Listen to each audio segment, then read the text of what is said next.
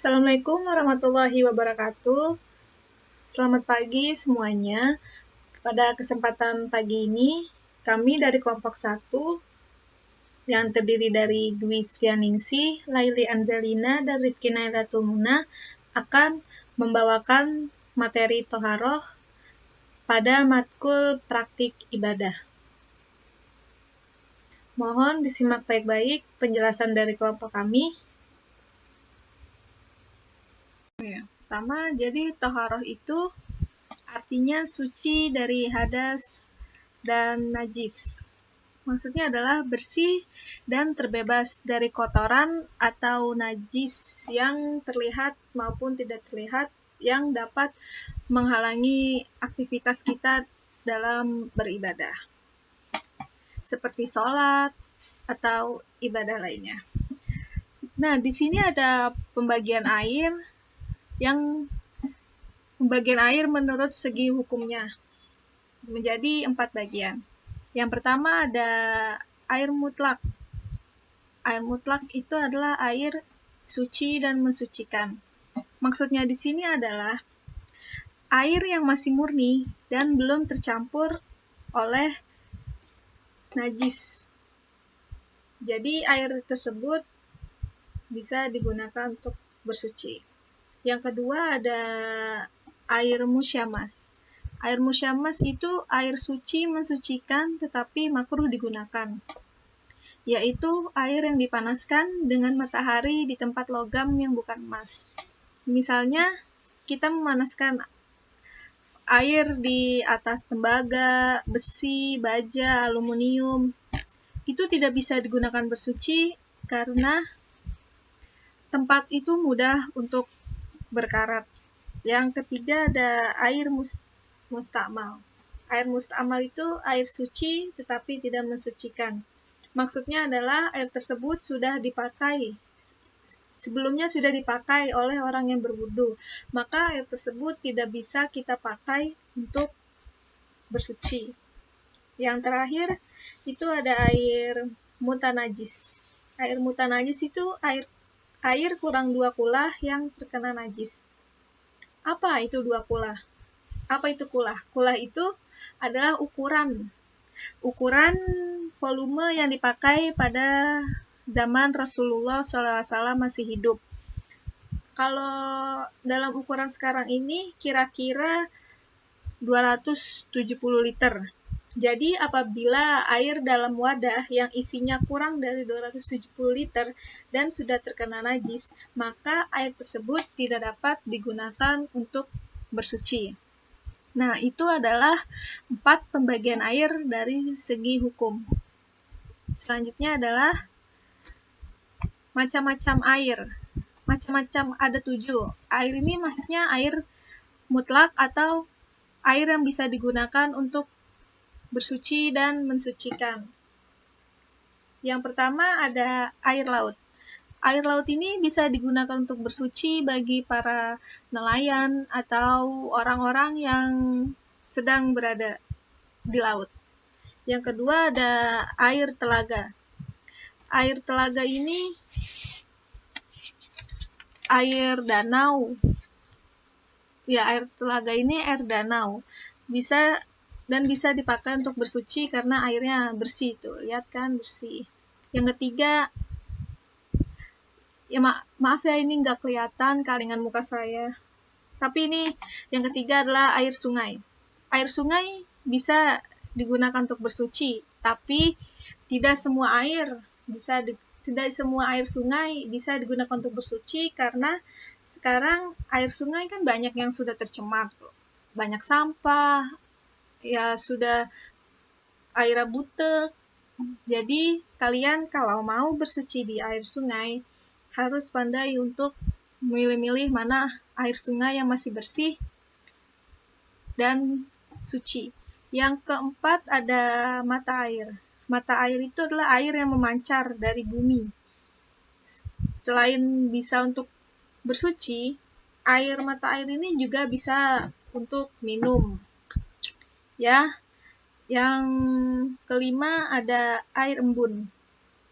Air embun tuh yang biasa pagi-pagi yang ada di pohon, di daun-daunan, di rumput. Air, ini kan ada di gambaran nih. Contohnya air-airnya bisa digunakan untuk bersuci. Tapi agak repot juga sih ya. Kalau misalnya mau wudhu, ngumpulin air dari daun-daun gitu. Ribet. Terus yang keenam ada air hujan. Tahu lah ya, air hujan tuh air yang turun dari langit, diturunkan oleh Allah Subhanahu wa taala. Bisa dipakai untuk berwudu atau bersuci. Yang terakhir atau ketujuh adalah air salju atau air es. Ini biasanya air salju ini adanya di kutub utara. Ya kalau Anda mau, bisa lah ya bersuci pakai air salju kalau kuat dingin. Kalau tidak jadi es nggak apa-apa ya, wudhu jadi pakai air salju. Nah, ini adalah 7 macam-macam air yang bisa digunakan untuk bersuci.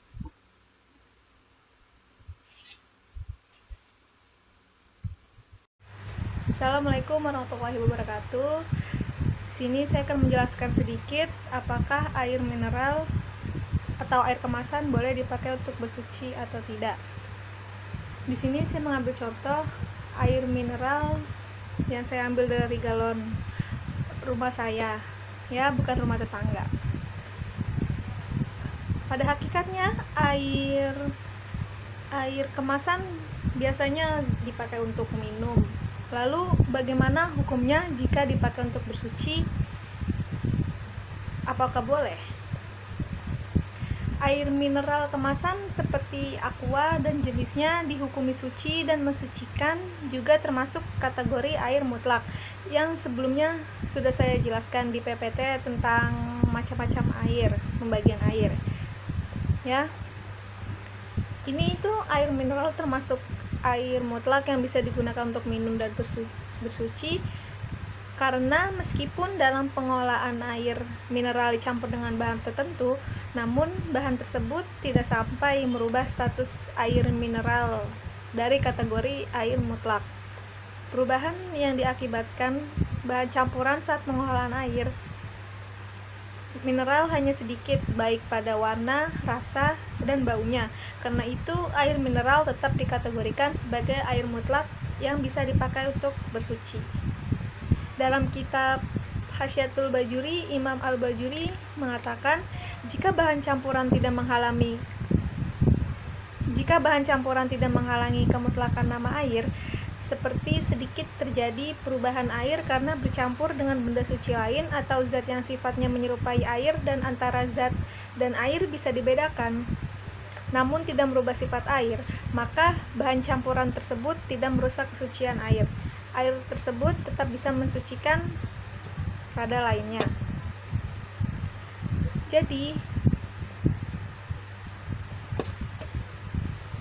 Jadi selama warna, rasa, dan bau air tidak berubah dan tidak tercampur najis, maka air tersebut mutlak dan dihukumi suci dan mensucikan.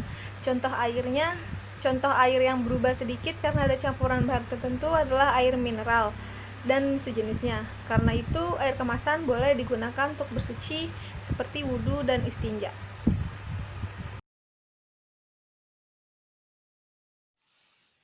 Selanjutnya, selain menggunakan air, bersuci juga dapat dilakukan dengan menggunakan debu. Adapun penggunaan debu dalam bersuci hanya digunakan apabila dalam keadaan darurat. Yang pertama yaitu sakit.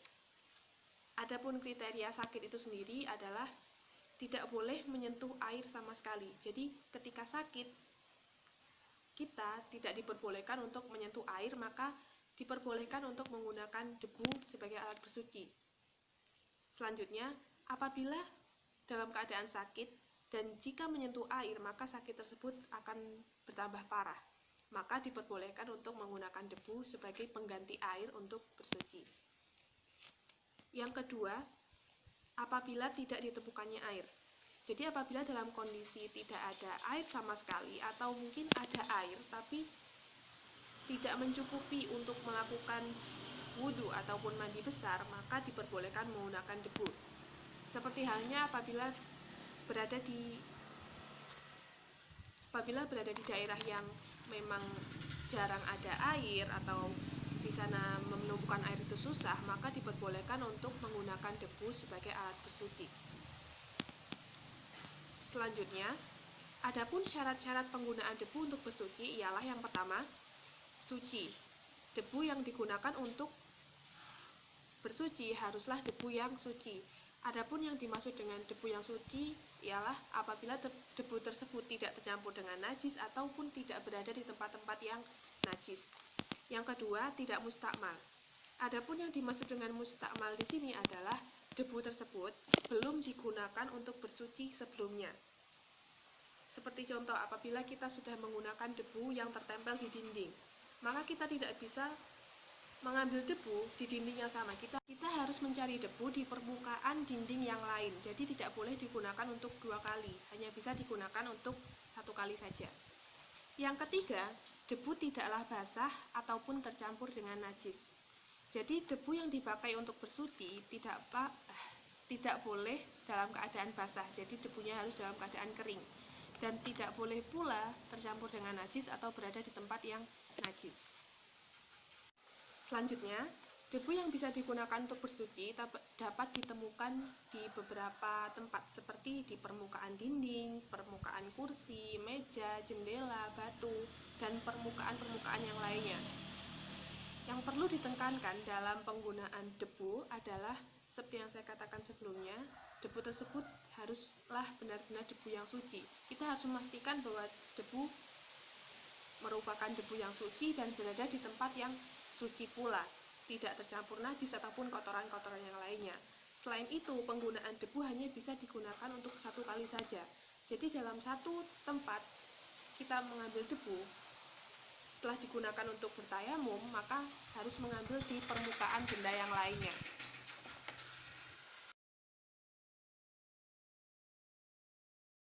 C. Batu.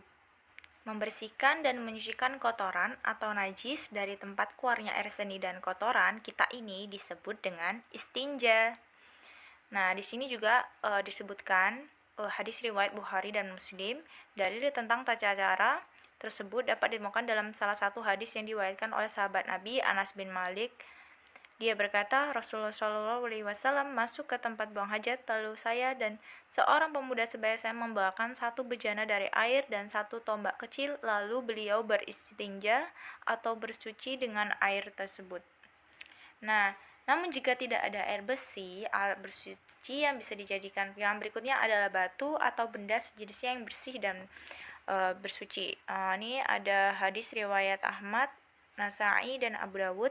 Dalil tentang bersuci menggunakan batu diungkapkan oleh Nabi SAW dalam sabdanya, apabila salah seorang di antara kamu pergi ke tempat buang hajat besar, maka bersihkanlah dengan menggunakan 3 batu, karena sesungguhnya dengan 3 batu itu bisa membersihkan. Nah, next.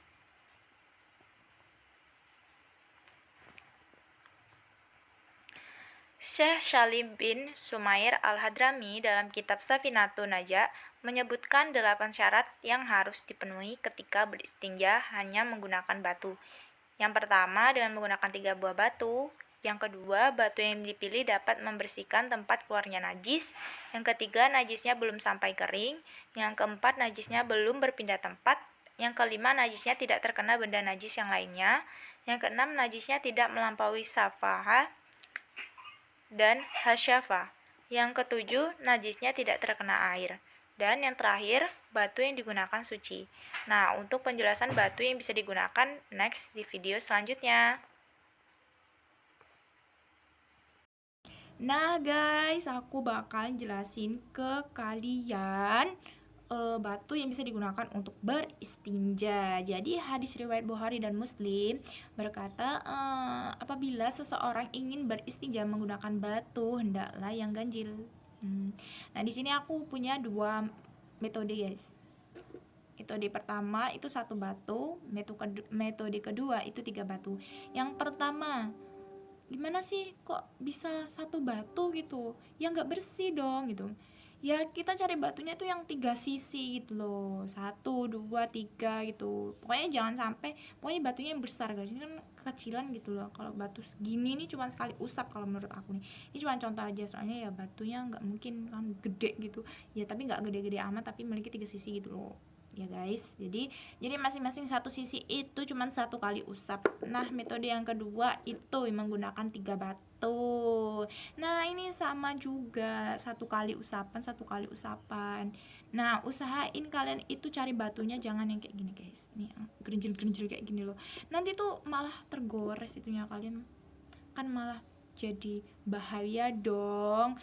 Nah, usahain yang agak-agak kayak ini loh, lembut gitu. Tapi ya usahain gitu loh ya, semisal nggak ada batu ya kalian bisa gunain daun juga ada, ya pokoknya yang ada di alam sekitar lah. Kayak biasanya kalau orang di batu ini ya mungkin bisa jadi lagi melakukan jelajah alam kayak itu kan, dia harus memanfaatkan apa itu namanya, bahan di sekitarnya gitu kan, ya daun juga bisa, pokoknya sama sih.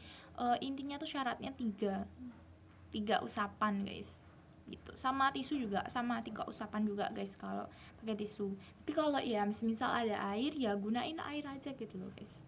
Nah, jadi hadis riwayat Muslim itu bilang kalau Nabi Muhammad itu bilang itu kalau kita itu tidak boleh menggunakan kurang dari 3 batu. Ya, ya kita bisa juga logika juga ya, emang kayaknya cuma 2 batu itu kayaknya kurang bersih gitu loh ya. Mungkin kak kalau gak mungkin lagi sih kalau 3, ya menurut aku sih ya udah bersih itu. Tapi ini kalau pas waktu kalian apa itu namanya, BAB itu ya guys, ya bisa diusap ya kalau masih basah, kalau udah kering mah susah gitu ya, harus pakai air gitu loh guys. Jadi gitu ya guys itu. Nah, itulah presentasi dari kelompok 1 tentang toharo, alat bersuci. Semoga video ini dapat bermanfaat, dan apabila ada salah kata, perbuatan, mohon dimaafkan karena kesempurnaan itu hanya milik Allah Subhanahu wa taala. Terima kasih. Wabillahi taufik walhidayah. Wassalamualaikum warahmatullahi wabarakatuh. Syukron.